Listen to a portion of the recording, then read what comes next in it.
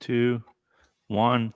And we are live for a new episode of the Electrek Podcast. I am Fred Lambert, your host. And as usual, I'm joined by Seth Wintraub, coming right back from California for a few EV test drives. How are you doing, Seth? I'm good. All right, so we're gonna get to talk about those two vehicles later on the show, but let's jump into the biggest news of the in the EV world this week, and that was the Tesla earnings and the product roadmap update that came with it, and all that stuff, and how it was perceived by the market, and every of the bits and pieces that we think are the most important. But let's jump into first the actual result for the earnings, because on that front, Tesla the beat expectation on both revenue and uh, earnings per share. So there's not a lot to complain about for investors in terms of the result in Q4. 17.1 billion was the revenue expectation averaged for Wall Street, and Tesla delivered 17.7. So significant $600 million beat there, and the earnings per share, Wall Street was expecting 2.30. Tesla delivered 2.54. That's non-gap earnings, but still, they generated over $2 billion of net profit during the last quarter for a total of 5.5 billion in 2021. And one thing that was really interesting to point out here is that $5.5 billion that they made in 2021, that's a lot, enough to cover all their losses since inception. So for a long time, of course, Tesla was not profitable. In the last 2 years or so, that shifted, and now Tesla has been consistently profitable, marginally profitable. They don't focus on making a ton of money because they're reinvesting a lot of money all the time. Specifically, this year they had 6.5 billion of capital expenditure for new factories. So they spend 6.5 billions on future growth. So if they didn't have to do that and they just like exist as a business, a stable business, they would be making over $10 billion a year already. And I think Elon said on the call, they're a real company now. Yeah, So that's something to celebrate. yeah. I mean, they were already worth $1 trillion before that, achieving that. But I think that makes them real too. But I mean, he has a point. He has a point there. So this $2 billion of profitability, it was achieved partly by a very successful gross margin in Q4, 30.6, 29.2 if you exclude the regulatory credits, which this has been always a point of contention for the shorts. Always, Tesla wouldn't make any money if they weren't for the government subsidizing their vehicles. That's not true. It is part of their business, but as you can see here, it's a little bit over 1% of their gross profit on their car, so nothing crazy.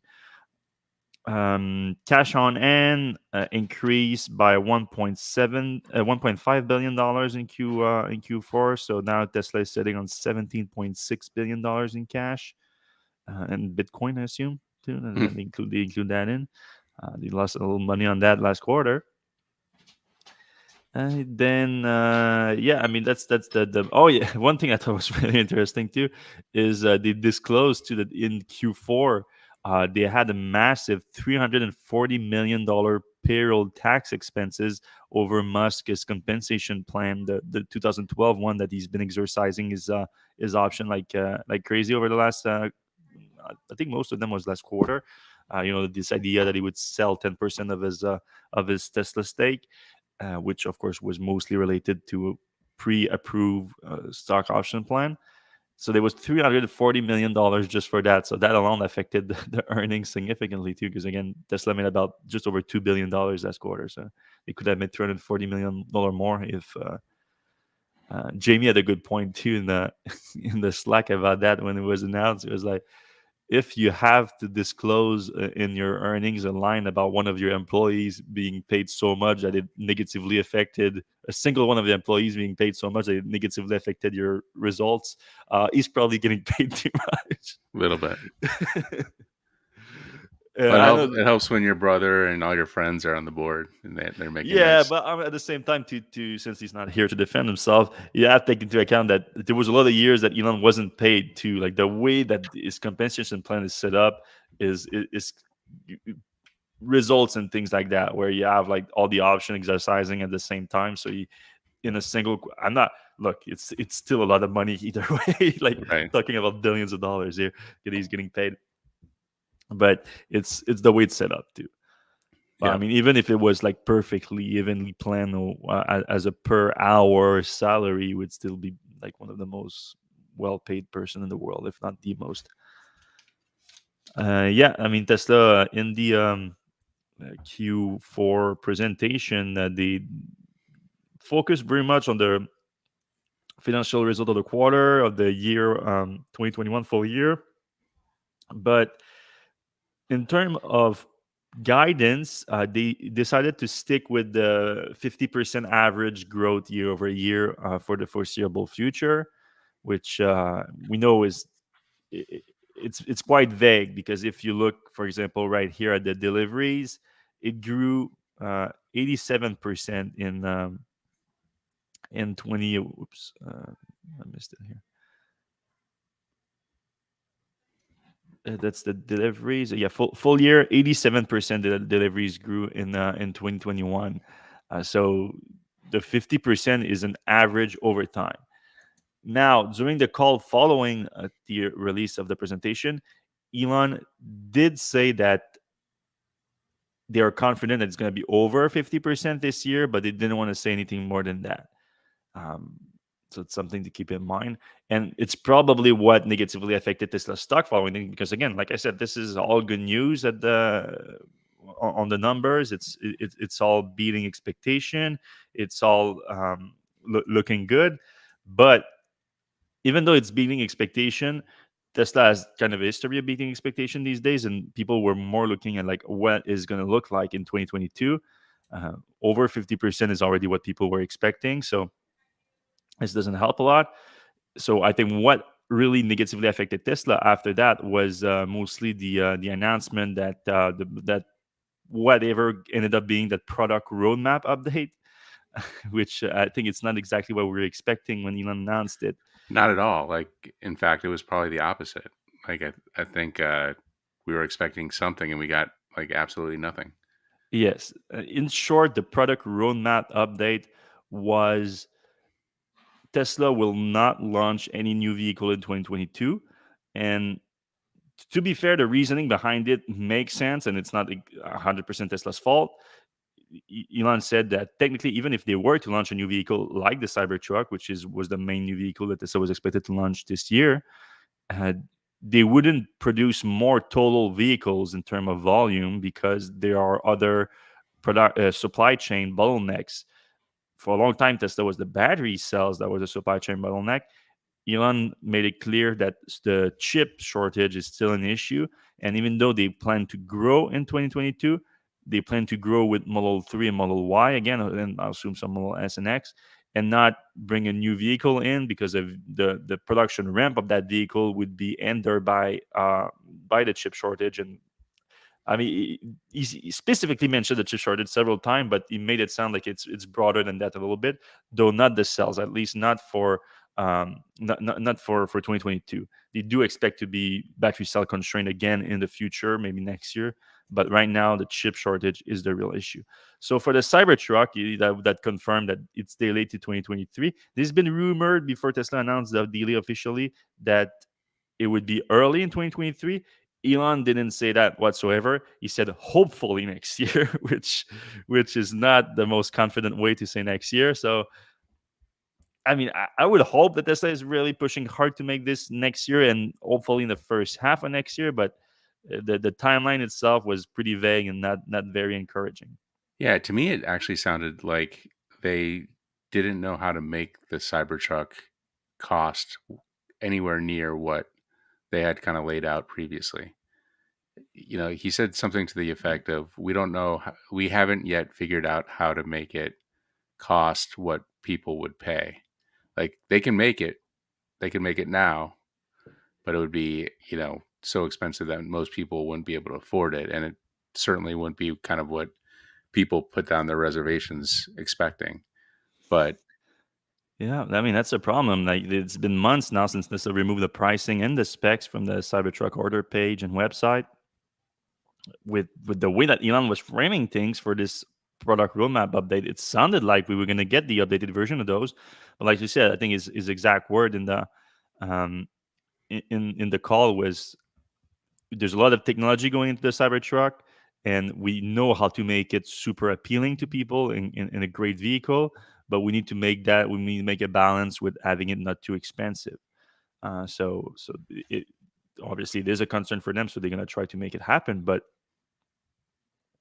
it, you made it like Tesla has made a very good habit of like releasing concept vehicles with that are very close to the production version that already have pricing and specs, and they've been pretty good at staying close to those specs, pretty good at staying close to the pricing to a degree. I mean, there was some shenanigans with the Model S and the 40 kilowatt hour pack that was ended up a software lock, and then Model 3, the $35,000 version was short lived and hard to get, but still, like those programs ended up being super successful. So I do still think that the program is going to be super successful for the Cybertruck. Though for the Cybertruck, I mean, it is. We've been calling it a race to electrify the electric pickup truck industry in the U.S., and Tesla owns the electric vehicle industry in the US. Like most EVs sold in the US are Tesla right now, but it's still not a large portion of the overall automotive market in the US because pickup trucks are a large part of the automotive market. So until they go electric, there won't be a massive EV adoption in the US and in North America. There's also in Canada too is a similar situation, though maybe not as pickup heavy as the US. So if you want to be a big player in the auto industry through the electrification of the industry in the US, you have to have an electric pickup truck on market as soon as possible, as best as possible, and higher volume as possible. Now, Tesla has been beaten to market by Rivian for sure. Looks like it's clearly going to get beat to market by Ford with the F-150 Lightning. Tesla looked like it still had a chance to beat those two companies to volume production because no one is better at Tesla than at producing electric vehicle in mass volume than Tesla. But with this announcement now, it looks less and less likely that that's going to happen. So something to keep in mind when you look at Tesla's market share in the U.S. Because I mean I think they can still do great with the Model Y and the Model 3, but the Cybertruck would have been a big deal on that front, and it didn't happen, unfortunately. Yeah, and especially since Ford is selling to fleet owners a $40,000 version of the F-150 Lightning, I feel like that is something that can scale pretty large. And then obviously Ford's been saying they can double and then double again their production. So I think Ford is like, I don't want to say they're all in because that they also say that by 2030 they're only going to be like half EV, but it seems like they are ready to go big on EVs, and they're talking about numbers like 600,000 per year by 2024, I think. Yeah, that's all their EVs, I think, but not Right. just the F-150. But yeah, it's starting to be significant volumes for sure. Yeah. No, no, it's sad to see Tesla slipping a little bit on that front, but I mean, it makes sense. They already produce more electric vehicles than anybody else, and they are constrained with some of their supply right now, including the chip shortage. So they just don't have that to produce a Cybertruck. Hopefully, what Tesla does though is that they set things up at Gigafactory Texas to be ready to produce the Cybertruck in higher volume as possible, and they ramp up the 4680 cells production, and they figure out all that apparently like wild technology that they plan to release in that truck, so that once the supply is there, they can ramp up quick in 2023, hopefully, to quote Elon. But speaking of Gigafactory Texas, there was some more details about the Model Y. So earlier this week, we did. No, that was last week. Actually, that was during the last podcast. We reported that Tesla was aiming to deliver the first Model Y from Gigafactory Texas by the end of the quarter. Tesla confirmed that in the call that was the goal. Drew Baglino said that the new 4680 cell battery pack Model Y are going to be coming out by the end of the quarter, delivered by the end of the quarter. They already confirmed that they started production of them, started the first build in late 2021. So they stayed true to that timeline, but now they are waiting for final approval, final certification. So I assume that's the EPA, that's NHTSA, and then get all the okay so that they can move to deliveries. Um, yeah, they posted some pictures too from inside the Gigafactory Texas. You see the general assembly line here, so a lot of Model Ys are coming out. We saw those Model Ys, those blue ones too. That's Yep. the paint shop. Like they were spotted last week or the week before that, being charged outside of the factory. This is one of those innovation that comes with the structural battery pack in the 4680 cells, where Tesla can mount the seats directly on top of the pack and drop the body around it, and then weld the body to the battery pack. Because again, it's part of the vehicle, so that simplifies the assembly greatly. As for those 4680 battery cells, Drew Baglino did give us a small update on what's happening with that. There was not many details, so we know that Tesla is already producing those cells at the Fremont facility on Cato Road. So not the Fremont factory, but like miles away. And he said that they were focused on growing supply cell alongside the in-house 4680 effort to provide flexibility and insurance as they attempt to grow as fast as possible. Um, they say Drew said that sales from suppliers sort of exceed other factory limiting constraints. So that those other factory limiting constraint was mostly the chip shortage that Elon mentioned. They don't expect to be constrained on the 4680 cells in 2022. So what does that mean is that the cells coming out of the production plant should be enough to supply the Gigafactory Texas in making the Model Y ramp up through 2022, and also gave quick details on the because Tesla is also deploying 4680 cell production capacity at Giga Texas. And he says that some of the equipment has already been installed and is already producing some parts of the 4680 cells. So it's not ready to start full production of 4680 cells, but there's progress on that front. Didn't give us any timeline on that or the production capacity of the Cato Road, which was aimed to be 10 gigawatt hour per year. He said that they are still working on ramping that up. So I assume that they are not at 10 gigawatt hour at this point, based on those comments. A lot of stuff was pretty vague. So I think that's what the industry didn't like, the investor didn't like. That's where the Tesla stock kind of tumbled a little bit after the earnings report, even though the actual financial results were better than expectation. Well, it was weird. Like if he hadn't said that, if Elon hadn't said that they were going to give a timeline or a production timeline at the earnings, I don't think there would be any like shock or dismay or whatever. But the fact that he said it's coming and then he delivered nothing Mm. is a little bit like disconcerting, I think. Well, I guess delivering nothing like so that was the bad news that Elon said. Let's focus a little bit on the. Well, I mean, there's actually a little bit more bad news. Let me just talk about the $25,000 car. There was some comments from Elon on that too, which actually gonna transition well into the good part that Elon was trying to focus on. So the shareholder asked Elon what's happening with the $25,000 Tesla, and he says that Tesla is not working on it at the moment. If you remember correct, if you remember, Elon announced that car, the $25,000 car, at the battery day because he said that the 4680 cells enable a $25,000 Tesla. And last year, just a few months ago, I think in September or something, Elon said that Tesla is aiming to bring that car to 2023. So that no new launch in 2022 is not actually an official delay for the $25,000 car. However, he did say that they are not working on it right now. So if they're not working on it right now, 2023 launch is extremely unlikely, in my opinion. But then Elon says that asking where is the $25,000 car is not the right question, because he said that the full self driving is more important than the actual cost of the vehicle, because the full self driving is going to reduce the cost per mile of traveling, and that's more important than the actual cost of the vehicle. Which he's not wrong. There's a huge market for just transport through ride sharing and taxis and all that stuff, which robo taxis, as he calls it, would take over those giant market, and would reduce, especially combined with electrification, would greatly reduce the cost of transport per mile. Now he emphasized that a lot in his in his presentation. That was like if there was like two like things that Elon tried to enforce in that presentation is like FSD is coming and it's going to be a huge deal. And Tesla Optimus, which is apparently the new name now that we're going for the Tesla bot, is going to be massive too and is becoming a priority for Tesla. But back to the full self driving.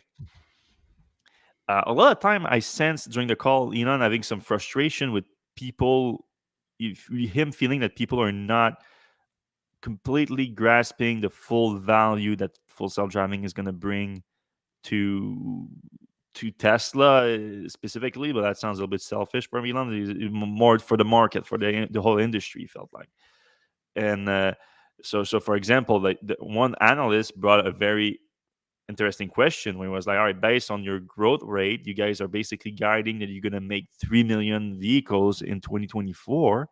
But with the delays that you just announced, it sounds like you're only going to have the Model 3, Model Y, SNX, which is relatively low volume, and some Cybertruck in 2024, because that's based on the like starting production in 2023 with like a slow ramp up at the beginning. It's not going to be that many Cybertruck in 2024. So it's like, how do you get to $3 million for 3 million vehicle units from there without a $25,000 car or without the higher volume Cybertruck, anything like that? So basically, with Model 3, Model Y, how do you get to 3 million units with just Model 3, Model Y? And Elon sort of responded, well, we're going to have full self-driving. Like, it's with full self-driving that these cars are going to fly off the shelf. Like, even if it's just two main models, we can sell millions of them per year if they are full self-driving. So and he was like frustrated, like, you understand how much value it adds to those cars. And I think everyone understands that. It's like everyone understands that if you don't have someone driving the car as a personal vehicle, it's super fun because, like you said, you go every weekend from New York to Vermont. I mean, if you can watch a movie while doing that, take a little siesta, whatever, like it has a little value. And as an actual commercial application, uh, you replaced every Uber driver in the world with that. It's a ton of money saved per mile, and then you reduce the cost of transportation greatly, and you replace a ton of public transport application. You did also mention, though, obviously, that it's going to be a traffic issue that it needs to be solved along that way. But anyway, everyone I think understand that, like, it's massive the impact it has. I think what Elon doesn't understand is that not a lot of people believe that he can do it.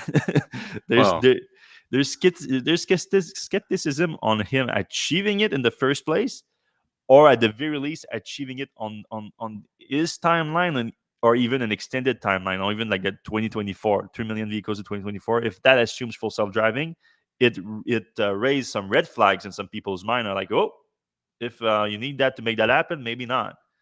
Did you feel that from the call set? yeah. So I think by now everybody knows that like every year since like 2016, so we're talking 5 going on 6 years, Elon has kind of promised full self driving by the end of this year or next year or whatever. So it's kind of frustrating at this point. Like you can't take his word seriously at this point. Like, if he said something like, we're going to have full self driving at the end of this year or everybody gets their money back, that would be okay. That would be something. I would definitely, my ears would perk up at that point. But the fact that he said the exact same thing 2016, 2017, 2018, 2019, 2020, 21, and now we're in 2022, and he said the same thing. You're He not said specifically, he said now during the call, he said he would be shocked if shocked, Tesla doesn't achieve full self-driving safer than humans this year. So that's the new phrasing that he's using now. right? Which, of course, like, based on what? Safer than human, Right. based on what? That's the question. Elon did like he- that's one thing. Like, why some people don't believe him too is like, how can we truly believe him? Like, we can get our hands on the full self driving. Like, we have Chance on the team that has full self driving on his Tesla, and he wasn't particularly impressed by it, but. Uh, we can see all the videos on YouTube. How do we know, like, if it's good or how it's improving? And the way that Elon presented it is like, oh, if you have full self driving, then uh, uh, plot your conversion per mile over time and see how it progresses. So now we would need to convince basically how every Tesla FSD beta testers to plot their intervention per mile in order to get in kind of an idea of how it's progressing. Why doesn't Tesla just release that? Like Yeah. if it is improving so well, just release the data, show us, like give us something to convince us that this is an achievable goal. There's progress toward that goal. Though he did say during the call that there's a lot of very important updates to FSD beta coming in the coming months. He's been teasing those for a while, though, that he sort of frames them as like massive step changes to the program that should help it improve much faster. So okay, maybe he's waiting for that, but this needs to come soon. We need to have a way to track that better than just the anecdotal evidence from beta testers on YouTube and on Twitter and whatever. It's not good enough right now, especially as we get closer to maybe Tesla actually releasing that. You know what? I think, what I said before with money. I think he should put his money where his mouth is. Like if full self-driving doesn't come by the end of this year on normal roads, then give everybody $1,000 because everybody Mhm. paid a bunch of money. And if it doesn't come next Yeah. year, another $1,000. And every maybe $100 a month. Or And start by actually letting people, if they're not disappointed with FSD, to get reimbursed too. right, right. If you want to keep your Tesla, but you don't want to keep FSD anymore, there's no option for you. You cannot just like give me my money back for that. Like it Yeah, doesn't and work there's like people who've leased the car. Like, that. so, Yeah. I leased a Model X in 2016. The first time he said FSD is coming at the end of the year or next year. So I thought, oh, toward the end of my lease, I had a 3-year lease. I'll get to try out full self driving. Honestly, it was a used car. It was Mhm. a floor model, and it was very inexpensive compared to like a new one. So if it didn't have FSD, I probably would have paid the same amount for it. But it was there. I was excited about it, and then 3 years later, there was no FSD, and that was a while ago. That was like Mhm. 2 years ago that I gave that back. So, and it's disappointing. Anybody who's Mhm. leased a Tesla with FSD and expected to get anything out of it at this point, it's gotta be kind of disappointing. You paid some I money mean, for something, there's some class action lawsuit going on right? right now about that. So I think those are years into actually resulting in anything. But it's gonna be interesting how the law interprets that situation for sure. All It's right. just, well, just to Yeah. close it out, I just Yeah. think he can't just say it's coming at the end of the year anymore. Like, fool me once, shame on you. Fool me 5 times, shame on us. Yeah. Well, at the same time, like that's the thing. You see it. It's getting there. It's getting closer and It's getting closer. closer for sure. It's just how close. It's super hard to tell because that thing safer than human is a vague term, Right. and safer than human. So this is just achieving that based on Tesla's own interpretation of it. Then getting anything approved to regulator, that's another thing too. So, and in all the different jurisdictions, it's gonna be, whoo, it's, it's gonna be a whole mess to untangle. All right.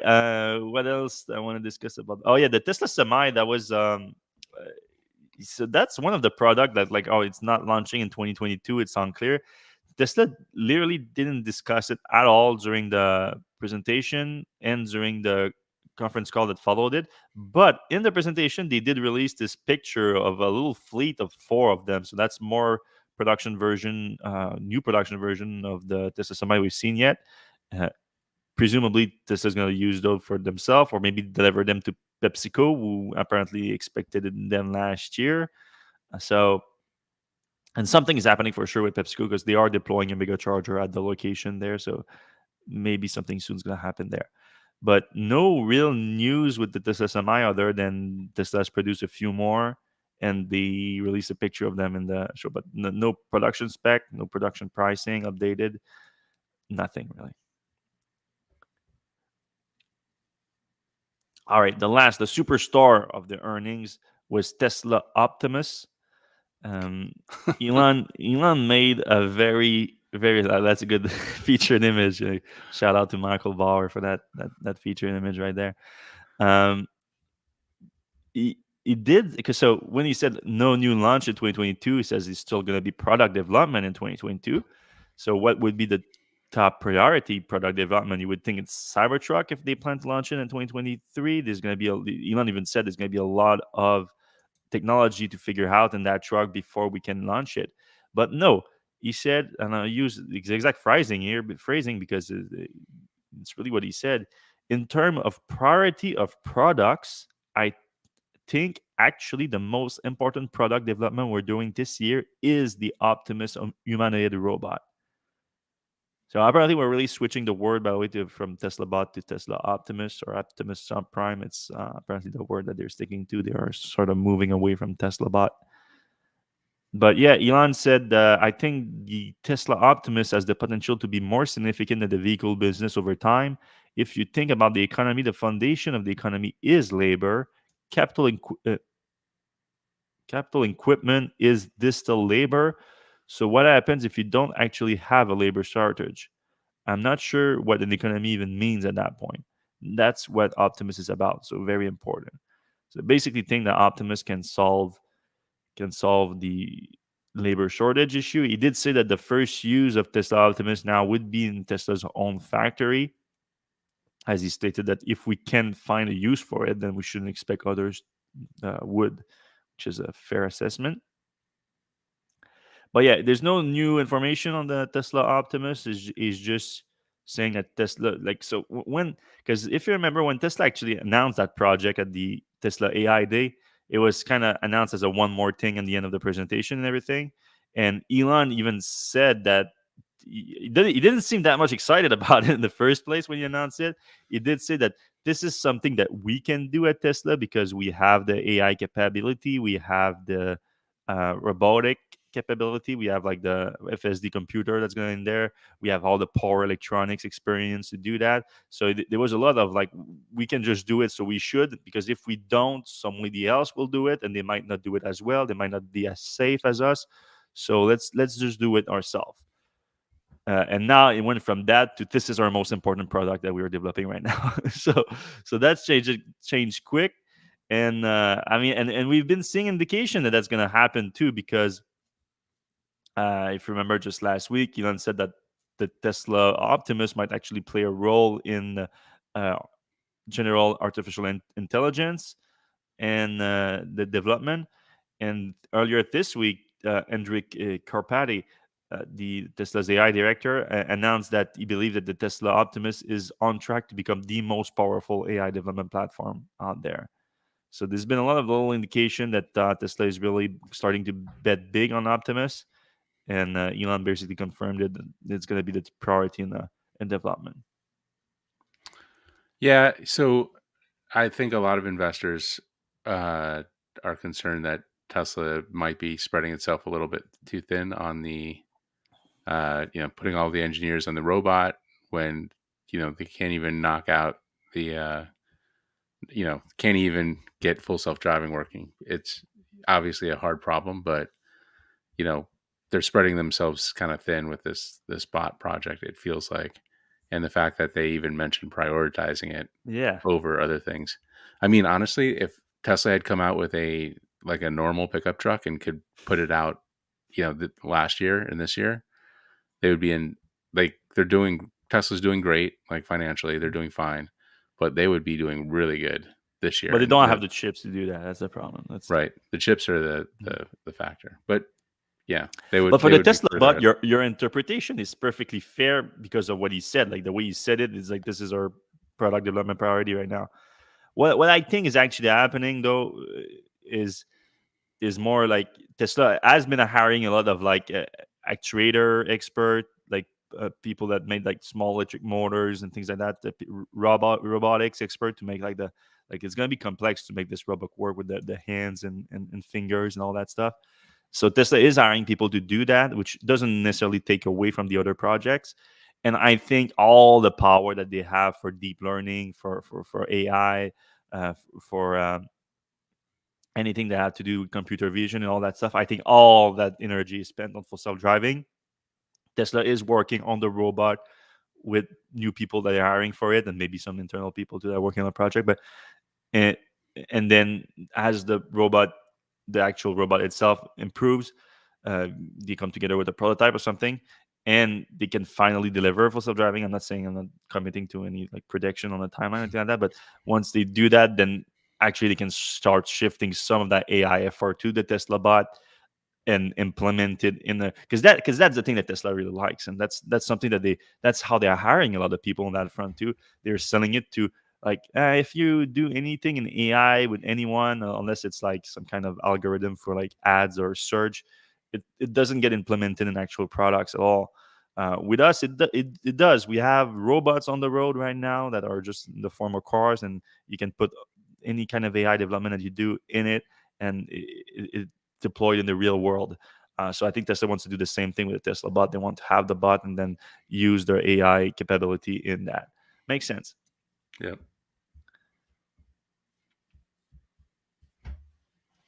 All right, let's talk Cybertruck a little bit, because there was the new prototype this week that kind of a bunch of images leaked from the Gigafactory Texas. So it looks like Tesla brought, no, it doesn't look like, Tesla clearly brought the prototype to Gigafactory Texas, and then somehow a bunch of employees just leaked a bunch of pictures of it, and we got to see a much better look at the vehicle here. A bunch of pictures were on Facebook and on the Cybertruck forums, so we got a close look at the. That's the other wheel though. With the, That's the old yeah, wheel, that's just to all. compare. Okay, this one here. So this is the, well, it's actually the same wheel, but this is with the aerial cap, and this is without the aerial cap. So it looks extremely similar to a Model 3 wheel, really. Yep.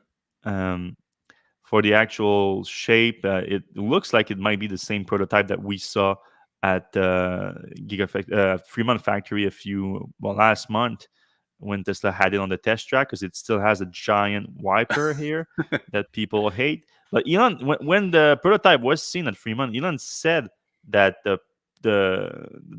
that's not the production wiper. So I don't know what everyone is freaking out about it, but it's not the production wiper. We do get some more, like, those pictures are not great, but then what happened is even like a video of it was released, um, and again that was a strange one, because like this literally looked like Tesla employees like walking and talking about the car as they are on the job really, or on the Yeah. break. I don't know. And it kind of looked like you could see who it was. Yeah, Like, I don't think it would be really hard to identify who, like, no. But so, they posted themselves on Facebook. Those people in the Cybertruck Owners Club just ripped it off their Facebook, and so you get a lot of people are saying that it looks smaller from that video, because you actually see people around it like walking, and they look taller. But I think the Cybertruck is a bit deceiving, because like its peak height is that like pyramid shaped thing, so at the very tippy top of it. So it might look smaller at times than it is, but I know it's confusing a little bit, but, and also we don't know how tall are those people too. That doesn't help. yeah, and the closed captioning isn't terribly flattering. You know, Yeah, they don't sound like they know anything about that truck. It right, could be contractors too, because of course there's a ton of like construction employees right now right. that are there just working on their things, and maybe they get a chance to see the truck too. So I think that's more likely than actual Tesla employees that have to sign like agreements on what they can share on social media and whatnot. You Yeah, see, you get a very good look at the wiper here. they're flipping out about it. Yeah. And then, Yeah. they said it looks like a stainless steel refrigerator. Yeah, a lot of people also looking at it from this angle, they see like it doesn't cover the whole windshield too. Right. But then we actually some pictures of it dirty that give us the actual range of the wiper later on from Joe Rogan actually. Shared some pictures yesterday or the day before. I think yesterday. Yeah. Yeah, and we should note for the commenters, we don't necessarily endorse Joe Rogan's guess or, vaccine knowledge or anything like that. Yeah, I He's a couldn't. comedian. Is a podcaster and comedian and Right. UFC commentator. And if That's you not where I take go to get if you my get your yeah, if you doctor's get advice. medical information from him, you probably And to his own defense, he's going to be the first to admit that too. So, uh, yeah. Anyway, yeah, I see someone in the comment right now saying that I'm endorsing Alex Jones because I posted picture that Joe Rogan shares of this Cybertruck. That's quite the jump that's a right there. reach. It's a Yeah, reach.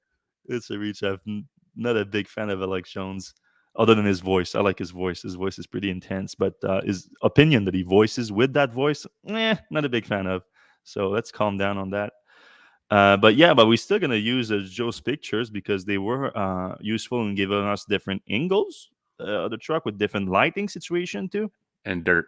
And dirty, yeah, it's dirty as hell. So Elon did say that he was driving it around Gigafactory Texas. I assume that he might not be able to driving on public street too. And this Gigafactory Texas is just giant construction site right now, so it's a good test ground really.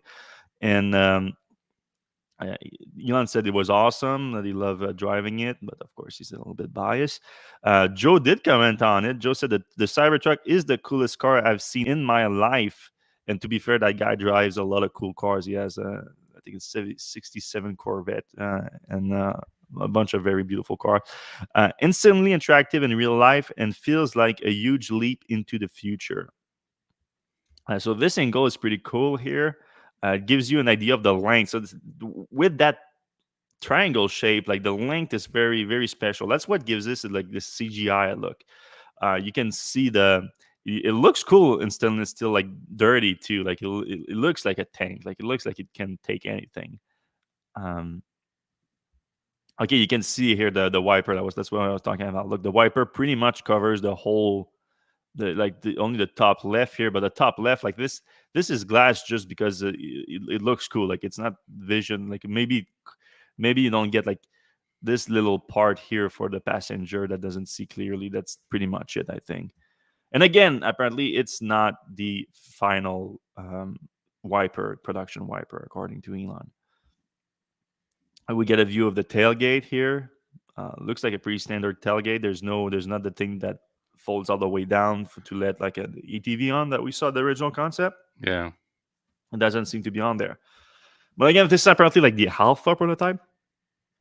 Sorry, not even the beta one. So even like the track in the bed here, like it doesn't look like this truck has the retractable tonneau cover that Right. goes all the way to just like clean on the top of the glass here and all the way down. It looks like it's a straight line to the back. So I don't know. I don't even know what that's about. Another angle here looks pretty cool. You also see inside the Cybertruck factory. So I don't know if Joe got an actual tour of the Gigafactory Texas. He Do would you be think they did a amongst. podcast that they'll be pushing out at some point? They might have. I don't know. It would be interesting for sure. But yeah, I mean, it would be interesting just to keep an eye on first in the next few episodes of the Joe Rogan, maybe because I don't, they posted like a few days later. He normally talks about like he shows like 3 hours long, so he talks about what he's been doing lately, and if he's been on the Gigafactory tour, I assume he's gonna talk about it. Right. Maybe we can. And we should again tell our audience we don't endorse Joe Rogan's medical advice. Please do Nor, not take. but that doesn't make it an issue to listen to what he's like. If he gets better access than us to the Cybertruck and to Gigafactory Texas, we need to use that. Like that doesn't mean that because he's wrong about other things, he's wrong about that. Like I listen to Joe Rogan for the comedy stuff because he's 20 years plus in comedy. Like he's an expert in that, or at least more than me. So he's worth listening to that. An expert in martial art too, and And actual that, podcasting too is something to learn about him, I guess, because he has the most successful podcast in the world. So, in terms I'm not saying the information that necessarily gets out through the podcast, but or his the way, guests. or some of his guests. Yeah, I mean, I don't agree with all his guests, but he has some guests that are very fascinating, though, for sure. Well, I mean, he kind of goes from one end to the other. Not to Yeah, digress too much. Like he had Bernie Sanders on. yeah, Like if you like Bernie Sanders, you either like Bernie Sanders or you like Alex Jones. Like or you're somewhere in the middle of that. So he's definitely had the spectrum on. yeah, I don't know. Obviously some of his guests say some really stupid things, so that we can't obviously endorse. yeah. No, no, sure would have to anyway. Like, Right. you just It's a news source. make your own yeah, see, that's it. It's an information source. It's you can verify it yourself after the fact. I mostly listen to his MMA episode. Like he has a lot of fighters. Like they love to go on his show, and it's always fascinating to listen to. Also, like I've heard in the comments of my article about it, which I didn't comment like anything about Joe, just other than he was like podcaster and a comedian, and a lot of people like, yeah, he's promoting people that are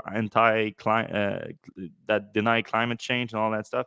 Okay, he had some people maybe that had opinions on climate change that were wrong and were spreading information that were wrong. He also had Elon on the show, who was not a climate change denier, was doing a lot of good to avoid that. So uh, I feel like people always like they just see the bad, they never see the good, and like as soon as you do one thing that you see it as bad, it negates everything good that you ever did in the past. Like I don't like that stuff. I'm like, Yeah, give someone a chance, and yeah, I'm tired of being people being canceled a little bit. yeah, It's like he was a great. Well, I thought he was a good comedian. I think he's a great MMA commentator. mm, He actually knows his stuff, and has some really bad guests on, but some really good guests on. So yeah. what can you do? hmm And that was it for the Cybertruck this week.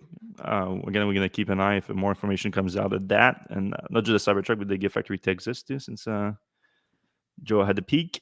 And speaking of a peak, we got a peek inside the ID Buzz, VW ID Buzz this week. We've seen plenty of the outside over the last few weeks. The prototype has been spotted everywhere, but it's always with that weird camouflage. They And should come now out with. They should have it in that color. That would be a nice. it would probably sell actually. Yeah. Yeah. Yeah, but now we get the interior. Now, to be fair, I think the interior is going to be available in a bunch of different configuration. There's a cargo version that I think is going to be very popular too, where people are going to buy that and then do whatever they want in the inside. But of course, Volkswagen is going to offer its own interior version. So here you have a three-row version of it, but the pictures are with the third row flat down, and they make it so it can be completely flat here with this section here with also some space underneath, so that's good to see. And we have here the second row, you can get a look of it again flat down on one side. You get those little tablets that you can fold down to, I assume, so that Oh you yeah, like can, tray tables. yeah, like in an airplane or something. The seat is pretty straightforward. Nothing crazy. Oh, I think they might have adjustable. No, no, probably not. No, I thought maybe like the footrest adjustable. The front here is heavily camouflage, of course, because the vehicle It hasn't officially launched it yet. But looks a lot like the ID4, at least the dash. yeah, the instrument cluster, the steering wheel. It's gonna be a fun experience to drive that thing because I mean the nose is so short on it that it's really Yeah, it's really like a minibus experience. yeah. It's a lot of people are looking for third row uh, electric vehicles, and there's really not much out there. Obviously, Model Y and Model X are there, but beyond that, and the Rivian R1S, it's pretty slim pickings out there if you're looking for a third row. Hmm. So this having seating for at least 7, maybe 8. I don't know what the back's going to be, third or 3 or 2. That's going to be a pretty nice option for a lot of people. I think a lot of like, I don't want to say soccer moms, but a lot of people in the suburbs who want something kind of funky, but can schlep around a bunch of kids. It's going to be pretty popular, Yeah. And again, that's one configuration. There's probably going to be a bunch of interior right? configuration, and the cargo version that's going to be completely empty that you can do whatever you want with it. We're going to have a lot more information though.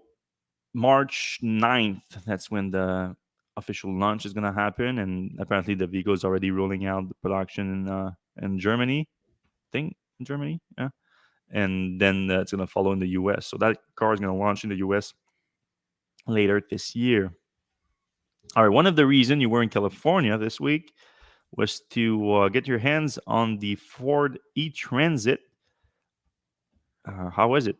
Yeah, so we're really not supposed to talk about the e-transit until the 31st. The drive impressions, they Uh, embargoed like everything for like different days. And I was like, whatever, I'm just gonna spit it all out. So the e-transit, like, spoiler alert, it just drives like a panel van. It's a mhm, Mustang base model drivetrain with a different gear differential. So and in a much heavier and bigger frame. So it doesn't take off super fast. It's I would compare it to like a Nissan Leaf, not even a new Nissan Leaf, like the ones of yesteryear. So probably like 8-second 0 to 60 kind of thing. But it's a panel van. What do Sprinter van? What do you expect? Um, so that was kind of the hardware aspect. Another thing was, and they gave out the pricing, and we kind of knew a Mm. lot of this stuff. Um, 43 to 53. yeah, and what's kind of cool about this is they were hinting really heavily at a much bigger battery and a more powerful powertrain and all-wheel drive options that'll probably be coming in the months and years ahead. Okay. They would say you'd be like, is it they're going to be a bigger battery? And they're like, well, we can't say anything, but look at all that space where the battery is. Like, there could be a much bigger one there, don't you think? And so they really wanted us to kind of take away that there was a lot of battery space.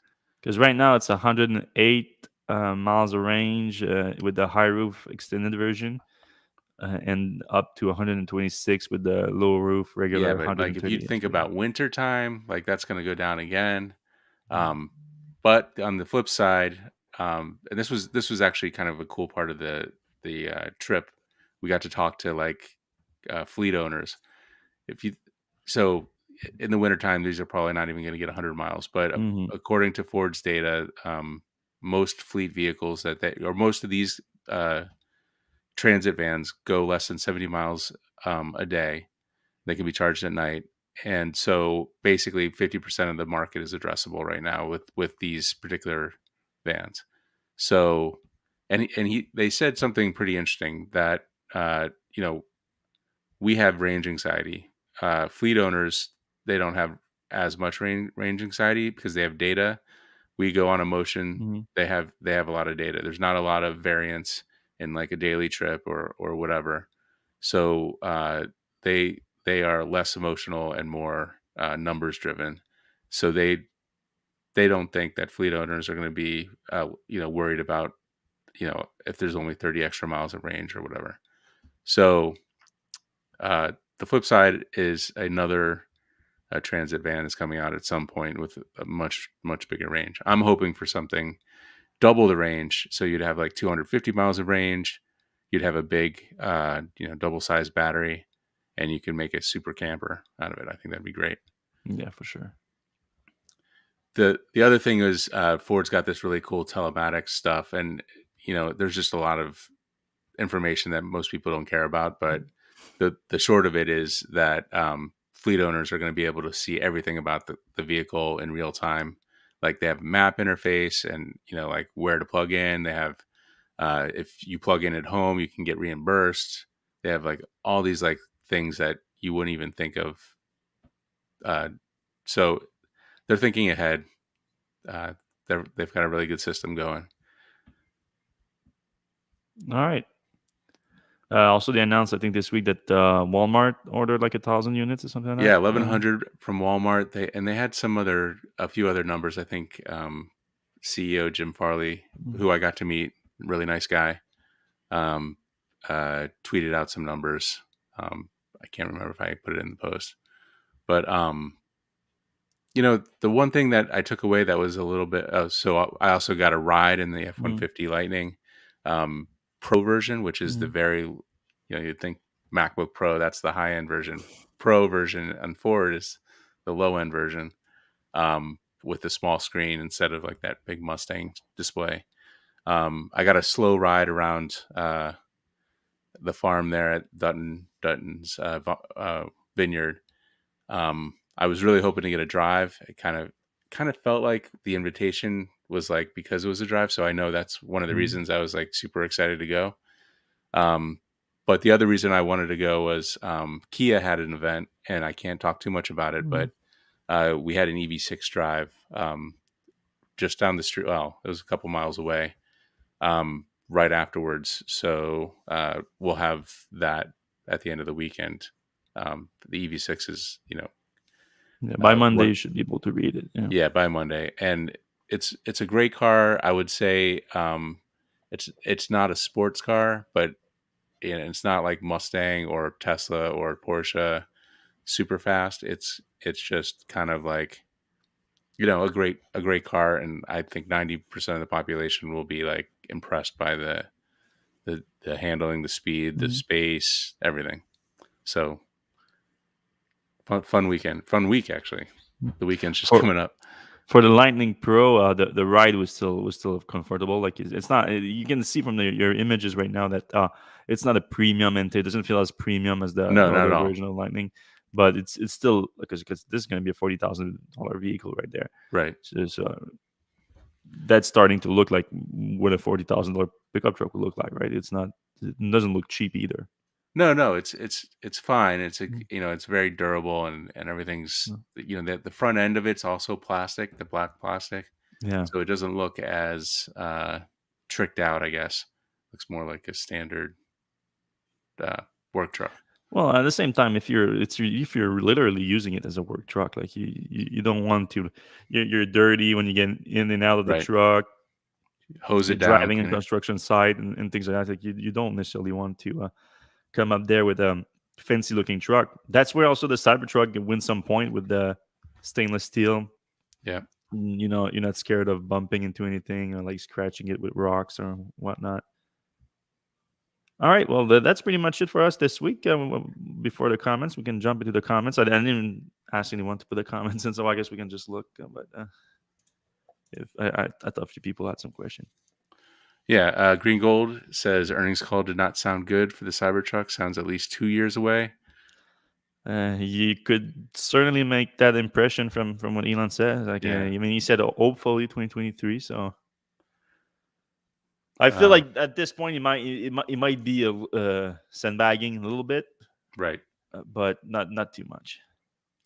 Yeah, and I always wondered, Elon, when the Cybertruck was about to come out, said something to the effect of, uh, if people don't like the Cybertruck, we have a backup plan. I wonder if that kicks in at some point where they just make a normal truck or a I more think I, normal. I think the Cybertruck is fine. I think if anything, like unless they go full Model X on it and what it sounded like with all the technology they want to bring in, but just what they have right now without anything more announced, like it's a cool vehicle. Yeah, for And sure. apparently, like, well, I mean, I've seen it in person, but like not moving or anything like that. I want to see it like in traffic. I saw it in the museum, so it's a weird context to see a car in person. But like Joe Rogan said, like in person, like you see it, you drive in it, like you see it driving around. It's doesn't look like reality. Yeah. All right. Coyote says, did you guys see Ashton Kutcher driving his Hummer EV? He was even wearing a Hummer EV hoodie. Oh, him and LeBron. I know. LeBron is supposed to be the spokesperson for that car. Ashton Kutcher is trying to steal his job. Yeah, I That's found not it. fair. It's on Stars in Their Cars Instagram. Uh, I wonder if he was the first person to, like, if he was the lottery winner. To, if somebody paid like $1 million for the first one. Yeah, he might be because apparently GM is not making a lot of those. They made Right. one in December, and I don't know how much they made this month. We should know in the next few days, but Not much. All right. well, good for him. It's a nice looking truck. Yeah, for sure. Um, Green Gold again. GM announced another 50 gigawatt battery factory, and I think we did a post on this. Yeah, Add to I the didn't two put it in other. the podcast thing, but yeah, he's right. It's the third of their factories with LG with the for the Ultium battery cells, and That's great. yeah, Like, it's 50 gigawatt hour is a significant production capacity too. So yeah, that's a big it's one. gonna come online in 2024. All right, Ethan Swanson. What percent of households would choose a 50K car with a FSD over a 30K Equinox?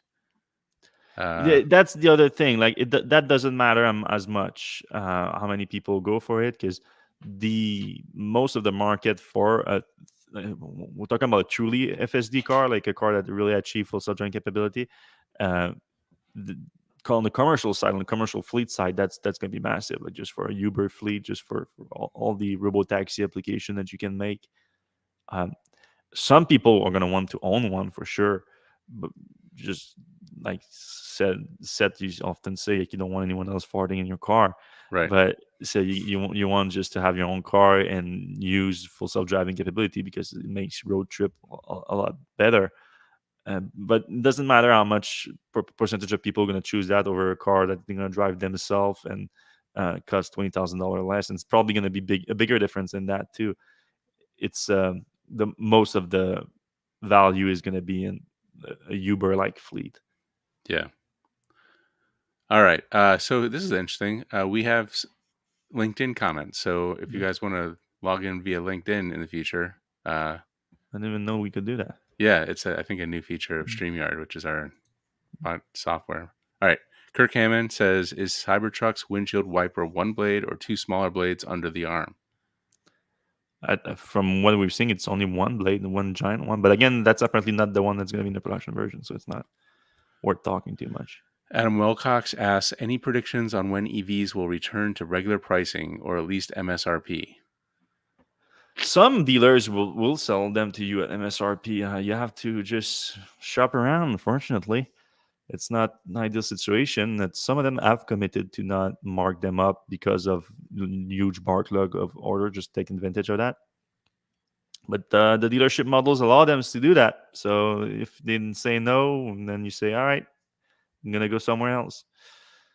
When are they going to go back? I mean, it's a problem with the new EV launches, and in terms of the markup. If you're talking about the regular pricing, because prices have been going up because of the supply chain issues, uh, that it sounds like at least next year. But on the markup side, that's mostly for a new vehicle launch where the allocation to the dealership are quite low, and there's already a big backlog of orders, so they can afford to mark them up significantly. That's gonna be the case for the foreseeable future, I think. All right, moving on. Maybe I missed, but you guys did not talk about the Chevy Bolt perhaps being discontinued. Uh, Well, we talked about it quite often. Like it looks like nothing has been. GM refused to confirm anything still, but it's starting to look more and more like the Equinox EV and the Blazer EV are going to just take over and it's not on the Ultium system anymore, so it's going to die. It's and pretty it's sure. also got a pretty bad reputation at this point, so people That don't doesn't really help. Yeah. want to get it. So yeah, there was some news this week that GM had the Orion factory slated for a big update, and that's where Mm-hmm. the Bolt is made, and they didn't say anything about Mm-hmm. that. So it's just another nail in the coffin, I think. Another question: do you think the Cybertruck is turning into another Model X with too much technology? Just one point on that. We talked to a former Tesla executive, who told us that Elon was taking over the project, or he was like micromanaging the Cybertruck project the same way he micromanaged the Model X project. So it does feel like that project is getting a little bit like, over they're doing too much with it. They're making it too good, too big, too crazy. So I don't know. What do you think? Well, to play devil's advocate here, it does sound like that for sure. But Elon seemed to have uh, learned his lessons from the Model X on that front. Like it's something that he himself brings forwards a lot. Yep, So you that's would good. think that he learned his lessons. But like you said, we heard that from a good source, and if he is doing that, I assume that he thinks because he can afford it, because they cannot deliver it in volume until at least next year because of the supply chain issues. So he's like, all right, if we cannot make it in any significant volume right now, let's make it as good as we can then with some new technologies because the launch is delayed anyway. So that might be a good point. Like that might be so it's like where it makes it better. Um, but you can go overboard with that too. You can like, all right, we have time, so let's do some slick things with it and everything, and then actually, like when we can actually bring this to volume production, there's a few things that are going to be hard to scale up and and like and it seems to be what's happening because Elon talked about the affordability of the truck too. So it's like maybe there's a few things that he thought he could squeeze into the program that now he's like, it's going to be expensive. All right, the big question is, how much will FSD be in the end? He keeps talking value, but what if no one can afford it? I mean, now it's $12,000 Canadian USD. So Yeah, uh, I guess some whatever. people can, but I don't know. It's kind of like the taxi medallions. They're like Yeah, $250,000. and of course nobody can afford those. But There was a shareholder question during the meeting yesterday that or Wednesday that I thought made a lot of sense. Where like it would start something that Tesla has been reticent to do is like make it a software licensing uh, product where you just buy the license or software and then you can put it in any product that you want. So if you change car and things like that, that's something that owners that because Tesla has a lot of like returning owners, like ourselves included here, mhm. and like we were talking about the lease two issues, like this, it makes it hard to like commit to a full self driving package. So if you make it a licensing product, you can make it also a commercial license and make that a lot more expensive if you want to use it in a car that's going to be used at a ride sharing kind of service. That makes a ton of sense. But Elon said that was too complicated. He said, we'll just charge you $50,000 for it, and that's it almost sounded like that. He didn't say $50,000, but I feel that's where things are headed. Yeah.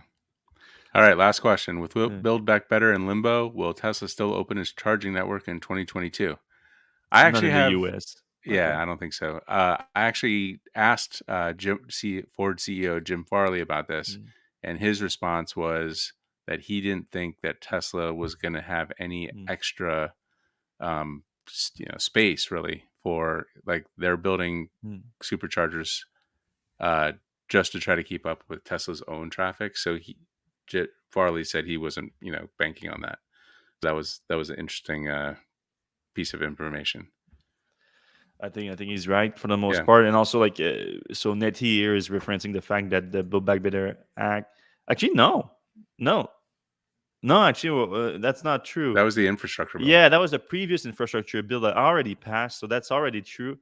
Uh, that's already in place, so we don't need the Build Back Better Act to work for that. So that's already in place. That clause in the infrastructure bill that says that to get access to the financing for a new charging station, the $7.5 billion that they're unlocking, your charging station that you build needs to be open to vehicles from more than one manufacturer.